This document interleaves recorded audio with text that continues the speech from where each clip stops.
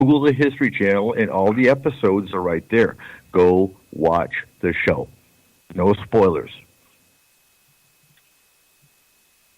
But like that would definitely be something I would want to see for myself. And I mean, like I want to time travel.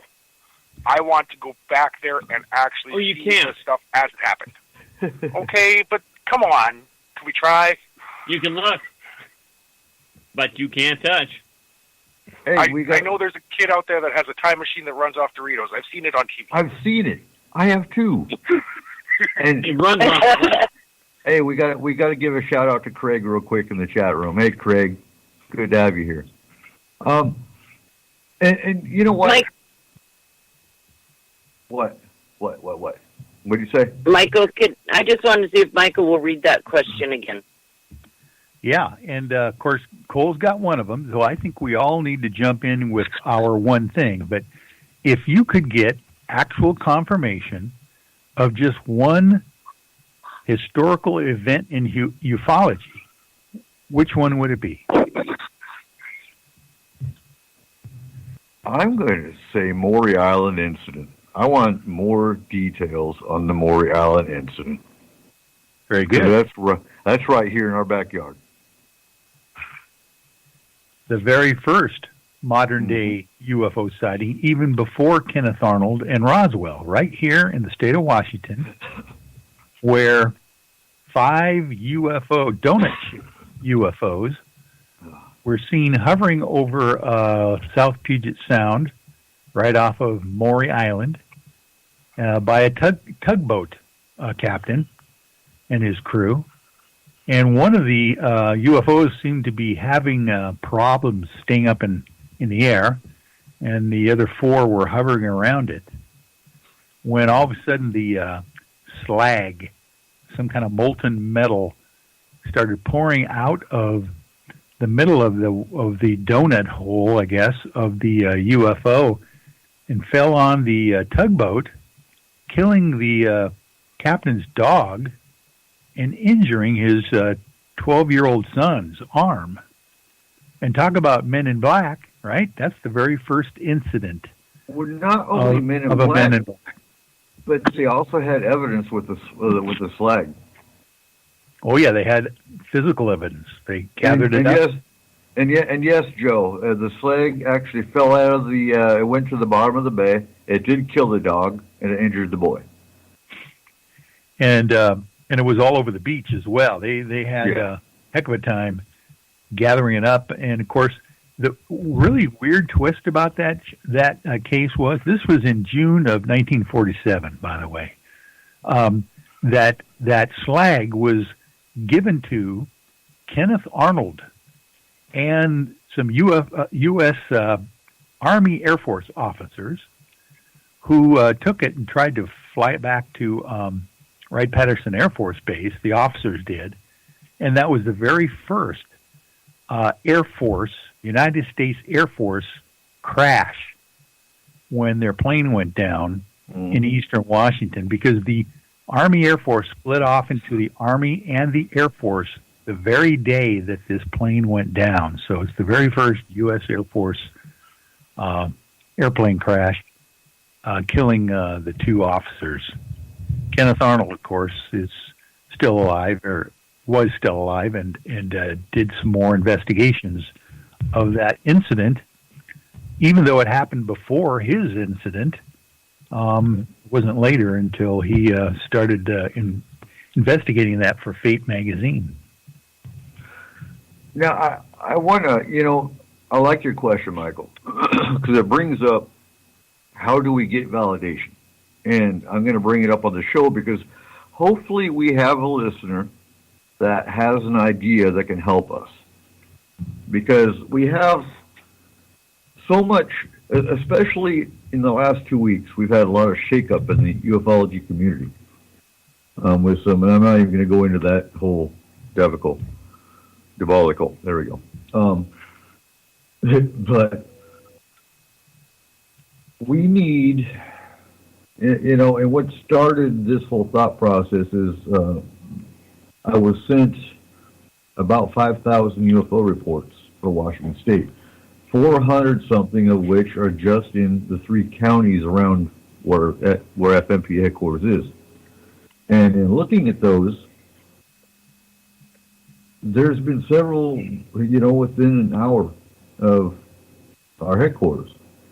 And I'm going, why haven't we heard about these? We've got to come up with, so for anyone that's in the disaster field, we've got ARSO. And don't get me to go into the acronym, I can't remember what it is. But ARSO is a real-time network where if there is a volcano going off in Alaska, if there's a biological terrorism event going off in Afghanistan, I get a pop-up. And it's real-time.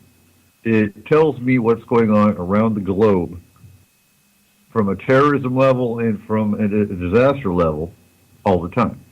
We need something like that in the paranormal field.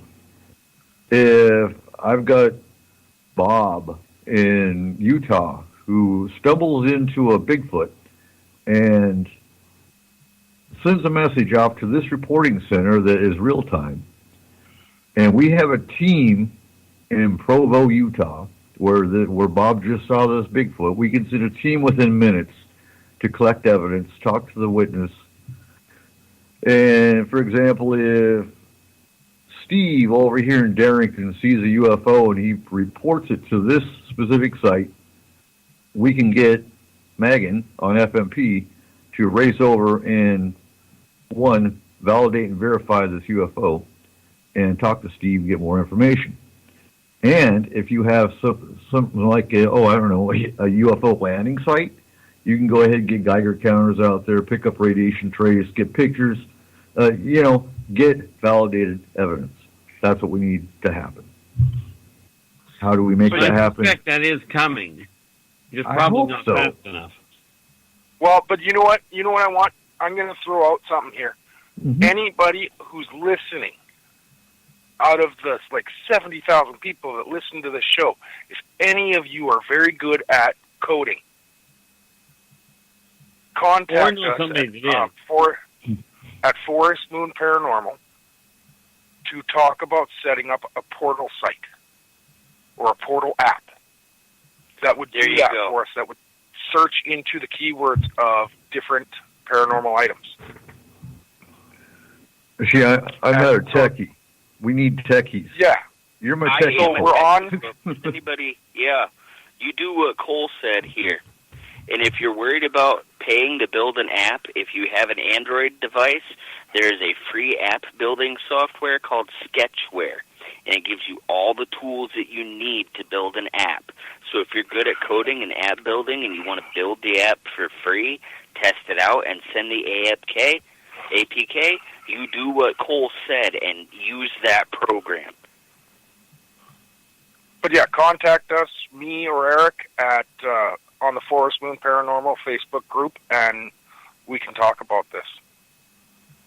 Because what would be really cool, and, Michael, this is like the 4th time now that Michael should be talking about this in the last, 3 days?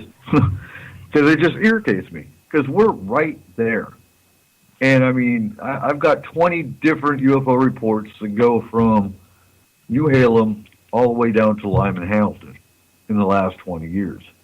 Now, okay, we haven't been in concrete for the last 20 years, but we've been in Skagit County. I was born and raised in Skagit County, minus my 19 and a half years Army. But we're here now, and we have a sufficient enough team to validate, get the evidence, handle the abduction if there's an abduction scenario. And what I also want to do is do an overlay. Do an overlay and look at the comparisons between Bigfoot geography and UFO sighting geography and find out what the common denominator is. Because I know Bigfoot's not an alien. I kind of put Bigfoot more in the Guardian category, possibly the Fae category. That's where I put Bigfoot. But, like we said in the show a few times, I do wonder, because I hear the flip side with Bigfoot. Some say they saw Bigfoot come out of a landed UFO. pick up water and soil samples, get back on the craft, and fly away. I've heard the other side of it where a UFO comes over and Bigfoot's running away terrified. So if humans are being abducted by aliens, why aren't they taking Bigfoot too? There's always that possibility. Anyway, did we answer the question? Well, two of you did. Michael, I think I'll go ahead and answer that. I am definitely, first of all, with Cole, I'm very, very new to the UFO side of things. But, Michael, I'll answer you by saying I'm enthralled with Project Blue Book. So I'm going with the first episode with that spaceship. That's my answer. The dog. And I'm sticking to it. The fighter jet pilot, they hit a weather balloon? Mm-hmm. That's one heck of a No. Yeah, really. But that got me in that show when they opened those big old doors and there was that spaceship. That was like, whoa. Yeah. So it's that spaceship, Michael, that particular spaceship that's in that hangar carrier place. That's the one. Mm-hmm. I'll tell That's you the my one for me. answer here. I want, I don't know how far out this reaches. I know Gary was friends with the late, great Art Bell. So here's what I want. I know that Dr. Jonathan Reed has been on Art Bell's programs Coast to Coast AM and Midnight in the Desert when he was on Sirius XM.